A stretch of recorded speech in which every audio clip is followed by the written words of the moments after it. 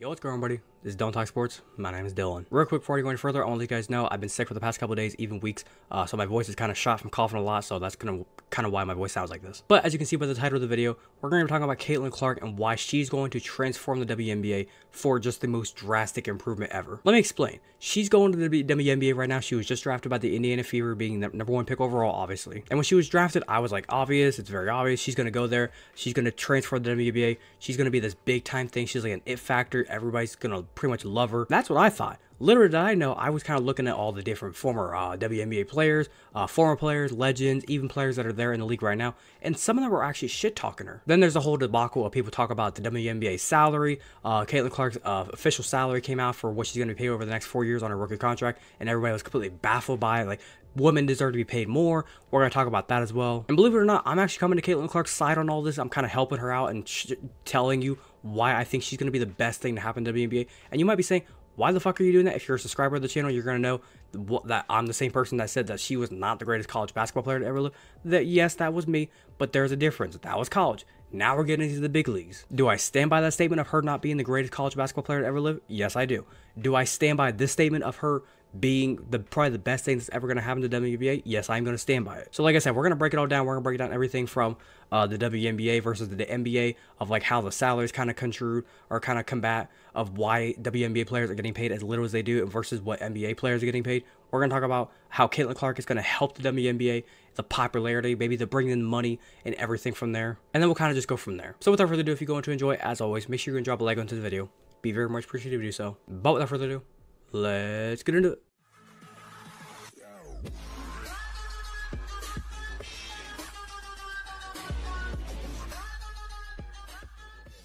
Before I go any further, I want to let you guys know everything you're going to be seeing on screen, all links to every single website you're going to be seeing is going to be down in the description below, so if you want to go check it out for yourself, feel free to do so. But as you can see right here, we have the salary for Indiana, or for what the Indiana Fever are giving Caitlin Clark. 4 years, $338,000.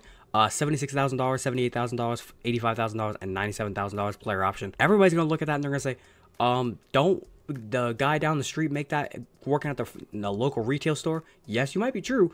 And it's kind of funny how they get paid that for being on a professional basketball team. Looking from the outside in as a casual, somebody who probably doesn't watch or pay attention to how the WNBA works, behind the scenes, the business side, I understand why people are like freaking out, pissed off by it. And it doesn't make that much sense if you ask me. But when you're somebody like me who kind of pays attention to it, or at least goes and looks it up whenever I don't know the exact number and doesn't just spew comments like crazy, I at least was able to go on and look up how much money does the WNBA make per year. And it says here they make roughly about $180 to $200 million in revenue each year. And in 2019, they made about $102 million that year. And for any of you curious, NBA, the men's version, they made about $13 billion in revenue in 1 year, while the WNBA that time was making around $200 million in that year. I'm not exactly that good at math, but just quick calculations, isn't that like anywhere from 50 to 60 times more money the NBA is making more than the WNBA? Now, the next question, people are going to say, oh, well, the WNBA is fine. They'll make it. They're going to be fine. They don't need the NBA's help. Yeah, you kind of need the NBA's help.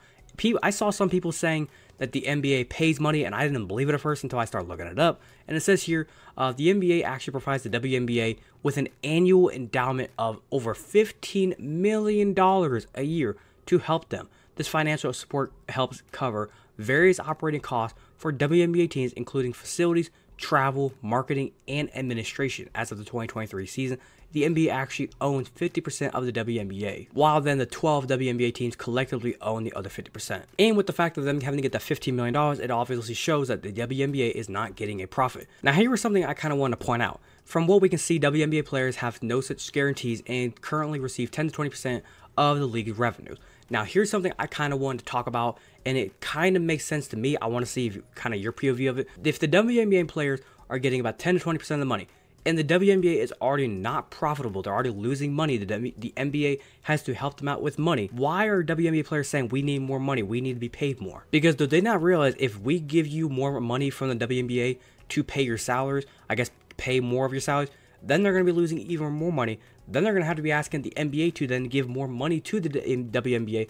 And you're pretty much just making our statement of, You guys are not a successful, I guess you could say, franchisable organization. You guys are not a good organization. You guys are a failure. Now let's talk about how the WNBA players, and I guess you could, like I said, the legends, players, currently former players, how they're approaching Caitlin Clark entering. As we can see here, some former players, they are not enjoying it. Diana saying that she hates rookies. A bunch of other players are saying that they are just not really a fan of her coming in. Sisir Tarasi has a point. That there will need to be a transition period between college and professional level. And I agree, it's going to take Caitlin maybe a few games to kind of transition from college straight into the WNBA. I think ultimately it's just going to come down to Caitlin just taking it game by game. This year it's going to be a tough one from what it's saying. Her coming in straight off of the national championship run in college. She's only getting like about a month of rest, whereas other WNBA players, they've had a couple months to kind of rest. They had that like at least after the playoffs ended last season, they had months to kind of rest, and then they got into like the warm-ups and everything and like off-season duties. Now this was something that I do want to talk about. Some players were saying how Caitlin Clark, she's going to go, they think that she's going to go from college where she was shooting 20 to 30 points a game, and now she's going to probably drop all the way down to like 10 to 15. I don't see that happening. Obviously, the shot clock comes down. Same thing with the NBA. But here's the thing. The way she plays her game is going to be unique. What is the main thing she's good at in her game? She shoots the threes, and she can drive to the rack. Are the WNBA players that are already there going to be physical? They're going to be imposing their will on her? Yes. But with her game, she can pull it from the three anywhere. And that's going to be the thing that's going to help her. It doesn't matter if you're in high school, college, or pros. If you can shoot, you can shoot. Now, why exactly, like I said, is she going to help the WNBA? Right here, you can see it. She's already breaking records with her jersey sales the second she was drafted. Her jerseys are selling. Tickets have already shot up in Indiana Fever. They've already said that they pretty much sold out tickets. And this is going to be the main thing that kind of helps the WNBA. And this is kind of the last thing I wanted to discuss. Why exactly is the NBA so successful versus the WNBA? Look at the WNBA standpoint.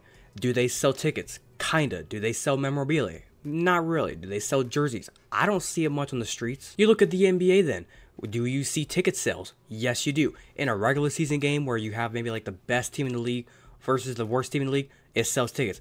Best team versus best team, obviously. Worst team versus worst team, you're still going to get ticket sales. Jersey sales, people are buying jerseys. Memorabilia, you see people buying banners to cups to keychains, everything in between. That stuff helps NBA teams. And then what's the other thing that kind of helps the NBA as well? They put big time players on big time market TV. I'm talking stuff like LeBron James, Steph Curry, Nikola Jokic, Luka Doncic, Kyrie Irving. The superstars get on TV.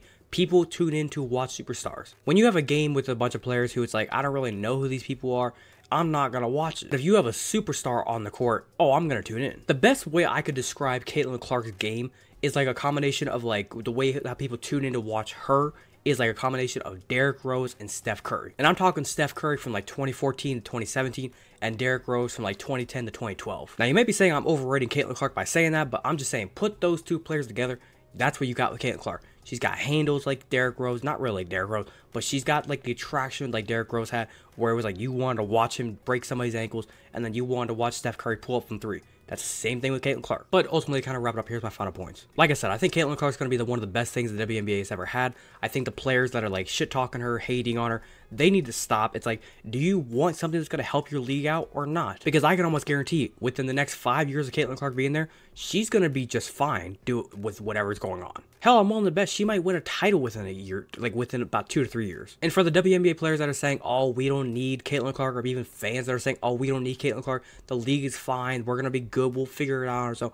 You need Caitlin Clark. She's going to be the best thing for the league. She's like an attraction. People are going to tune in to see her. Why do we watch the WNBA? Oh, I don't know. Because we like watching guys shoot half-court shots. We like watching guys dunk the ball. If the women there in the league, there's some ladies out there that are like 6'4", 6'5". If they dunk the ball, I'd watch. Like, hell, I don't know if it was like 10, 15 years ago. There used to be a time where women dunked the basketball in college. If they still did it, I'd watch. But when the games are like 70 to 80, they're up and down the court, they're just passing the ball around, they're trying to shoot the ball, it's mid-range jumpers. It's like, good lord, I'm falling asleep in the second quarter. But ultimately, like I said, I think Caitlin Clark, she's going to be great for the WNBA. WNBA players, they need to relax. They need to let her join the league and take over and just do her thing. But other than that, I think I'm going to wrap it up there. Hopefully, you guys did go on to enjoy today's video. If you did enjoy, as always, make sure you're going to drop a like on today's video. Be very much appreciated if you do so. If you wanted to watch the entirety of today's video, thank you very much. And like I said, if you have a different opinion, do you think Caitlin Clark is going to be good for the WNBA, bad for the WNBA? Whatever your opinion is, leave your complete opinion down in the comment section down below. be more welcome to talk about with you guys. If you're a fan of the content that I do post here and you want to go and hit that big red subscribe button, feel free to do so, and do not forget to hit that little notification bell to be notified second to post. But without further ado, this has been Dylan Talk Sports. Have a great day. Peace.